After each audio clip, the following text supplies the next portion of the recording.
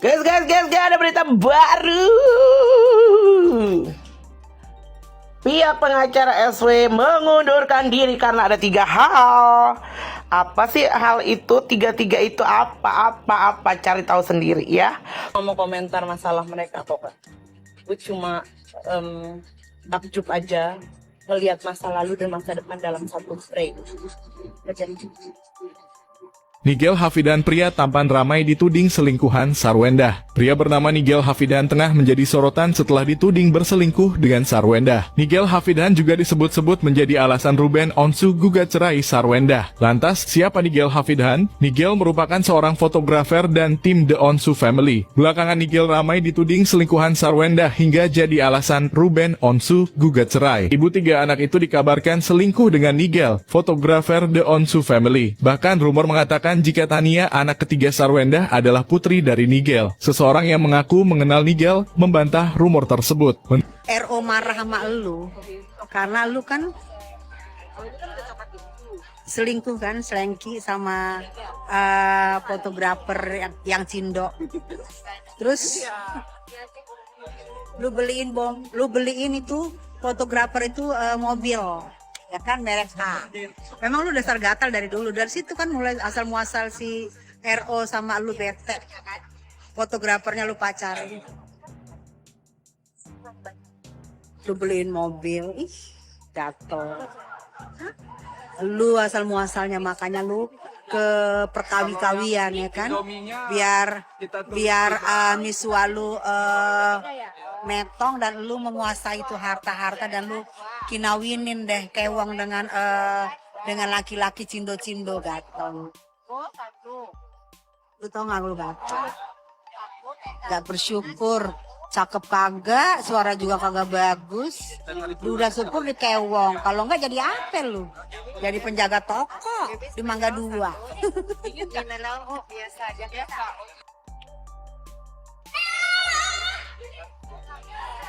Pada ngumpul dulu deh. Kita ngebahas cindo-cindo, selengki-selengki, si Jendes. Bisa nggak sih aku dikasih break bentar gitu? Belum kelar ini, tapi udah ada berita lagi yang lain gitu. Tuh kan, bener yang apa Kombur prediksi, kalau misalnya perselisihan atau keributan atau perseteruan antara Sarwendah dan RO ini tidak segera dihentikan, ini bisa bakalan jadi panjang, ini bakalan bisa mengerucut kemana-mana. Kuasa hukum Sarwendah ini mengatakan bahwasannya mereka tidak akan memperkeruh suasana terkait dengan pertanyaan media yang menanyakan alasan dibalik antara Sarwendah dan RO ini bercerai. Itu apa alasannya? Nah, ternyata ketahuan, guys. Sudah ketahuan. Ternyata sebelum cerai, si Sarwendo udah selengki duluan, ya kan? Dengan agenda pura-pura check up ke rumah sakit. Ternyata pergi untuk temenin si selengkinya dia. Bukan orang luar yang ngomong, bukan kita para netizen yang membuat argumen, guys. Ini dari anak sulungnya, anak angkatnya dia sendiri yang ngomong. Pingkem. Iya, udah.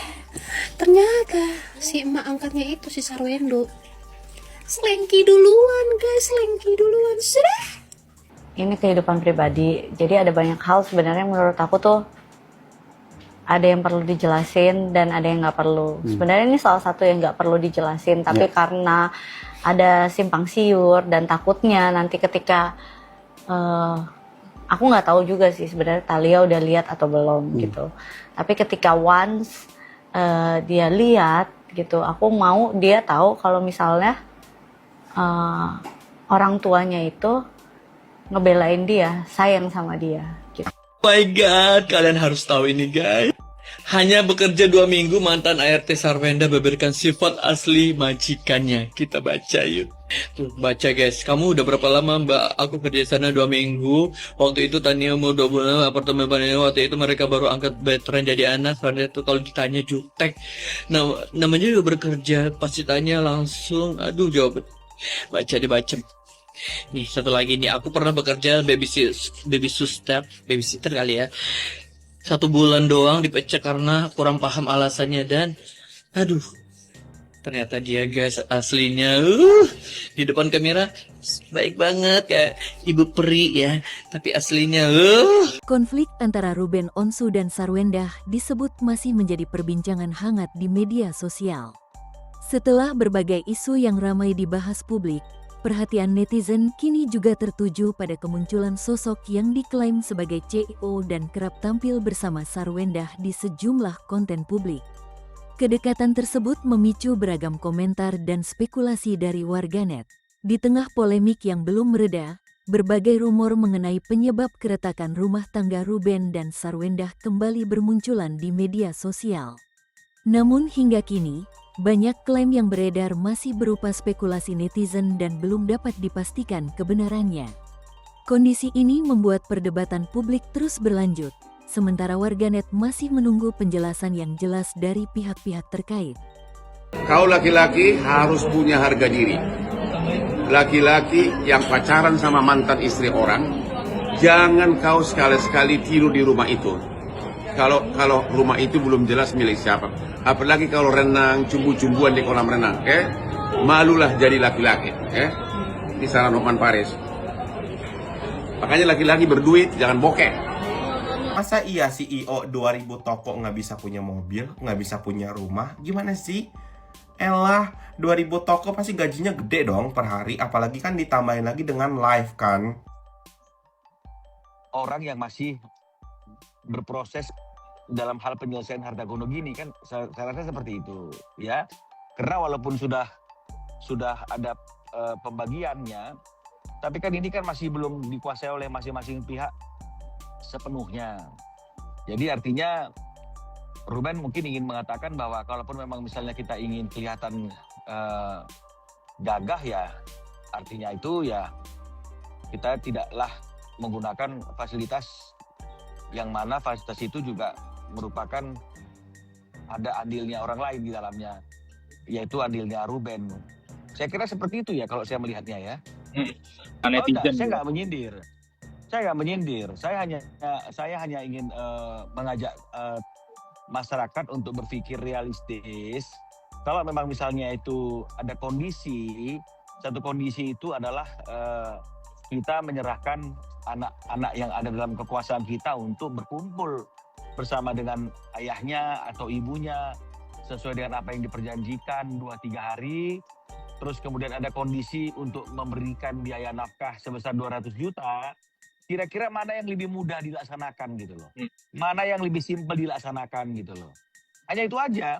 Karena kan kelihatannya kan seolah-olah gambaran masyarakat ini kan menyiapkan uang 200 juta itu lebih simpel daripada menyerahkan anak untuk memiliki waktu kumpul bersama dengan ayahnya. Ini yang kadang-kadang saya perlu tahu sebenarnya seperti apa pandangan masyarakat gitu loh. Karena kesannya kan seolah-olah banyak pendapat tentang 200 juta itu ya. Ada juga sebagian orang yang akhirnya menghasilkan arti 200 juta, bahkan kemudian dianggap membesar-besarkan, dianggap menyombongkan diri.